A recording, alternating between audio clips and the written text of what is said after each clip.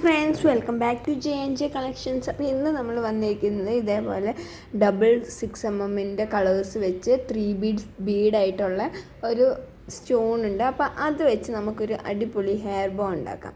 അപ്പോൾ അതിന് വേണ്ടി തന്നെ ഞാൻ ആദ്യം തന്നെ ഫിഷിംഗ് വയറാണ് യൂസ് ചെയ്യുന്നത്, ഇൻവിസിബിളായിട്ട് ഇരിക്കാൻ വേണ്ടി. അതെല്ലാം നമ്മൾ വേറെ എന്തെങ്കിലും യൂസ് ചെയ്യുകയാണ്, ഗിയർ വയറോ കോപ്പർ വയറോ അങ്ങനത്തെ എന്തെങ്കിലുമാണ് പൊട്ടിപ്പോവും.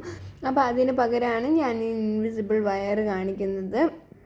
ഇതിലേക്ക് ഞാൻ ബീഡ്സ് ഇങ്ങനെ കുറക്കുകയാണ്. ആദ്യം തന്നെ ക്രീം, അത് കഴിഞ്ഞിട്ട് ഇപ്പുറത്തെ സൈഡിലിടുന്നത് ഗോൾഡൻ കളറാണ്.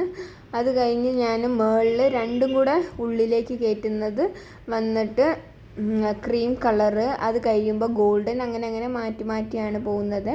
അപ്പോൾ ഇതിലാദ്യം ഞാൻ നിങ്ങൾക്ക് കാണാം ക്രീം യൂസ് ചെയ്തു, പിന്നെ ഗോൾഡൻ ആണ്, പിന്നെയും ക്രീം, അടുത്തത് ഗോൾഡൻ ആയിരിക്കും വരുന്നത്. ഈ ഒരു ഡിസൈനിലായിരിക്കും ഞാൻ ചെയ്തെടുക്കാൻ പോകുന്നത്.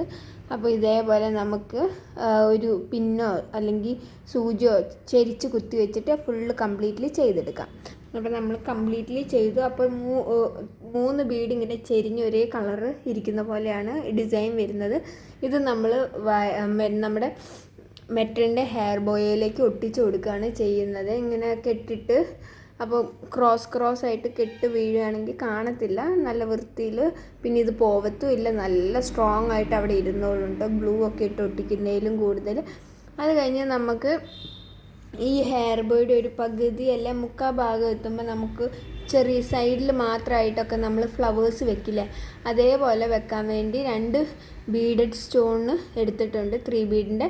ഇത് ജസ്റ്റ് ആ കമ്പിയിൽ സ്റ്റോൺ വരുന്നില്ല, വൈറ്റ് അല്ലാതെ ബീഡയിലല്ല ഞാൻ കോർക്കുന്നത്, ഈ സ്റ്റോണിൻ്റെ ആ കമ്പിയിൽ ഇങ്ങനെ സൈഡ് ചേർത്ത് കോർത്ത് നല്ല ടൈറ്റ് ആക്കുകയാണ് ചെയ്യുന്നത്. 2 എണ്ണം ഇത് അടുപ്പിച്ച് ഇങ്ങനെ കോർത്ത് വെച്ചിട്ടുണ്ട്. അപ്പോൾ ജസ്റ്റ് 2-3 ചുറ്റ് കൊടുക്കുക, എന്നിട്ട് കെട്ടൊക്കെ ഇട്ട് കൊടുത്താൽ മതി. അപ്പോൾ സ്ട്രോങ് ആയിട്ട് അവിടെ ഇരുന്നോളും, പോവത്തേ ഇല്ല. ക്രോസിലും ചെരിച്ചും ഒക്കെ ഞാൻ ഒന്ന് കെട്ടി കൊടുക്കുന്നുണ്ട് ഇതേപോലെ. അപ്പം നന്ന സ്ട്രോങ് ആയിട്ട് നിൽക്കും. അത് കഴിഞ്ഞ് ബാക്കി നമ്മൾ ബീഡ്സ് കോർത്തതിൻ്റെ ബാക്കി വള്ളി അവിടെ കിടപ്പുണ്ട്, അതിൽ തന്നെ കണ്ടിന്യൂ ആയിട്ട് കോർത്ത് നമ്മൾ വരികയാണ് ചെയ്യുന്നത് ബീഡ്സ്. അപ്പോൾ ഇതേപോലെ ആ ബീഡ്സിൽ തന്നെ നമുക്ക് കോർക്കാം. ഒരു സൈഡിൽ ക്രീം ആണെങ്കിൽ ഒരു സൈഡിൽ ഗോൾഡൻ, അത് കഴിഞ്ഞിട്ട് നടുക്ക് നമ്മൾ ലാസ്റ്റ് ചെയ്തത് ക്രീം ആണെങ്കിൽ ഗോൾഡനിൽ തുടങ്ങുക, അങ്ങനെ. എന്നിട്ട് നമുക്ക് ഇവിടെ ഒരു കെട്ടൊക്കെ ഇട്ട് കൊടുത്ത് നന്നായിട്ട് സ്ട്രോങ് ആയിട്ട് ടൈ ചെയ്ത് കൊടുക്കാവേ.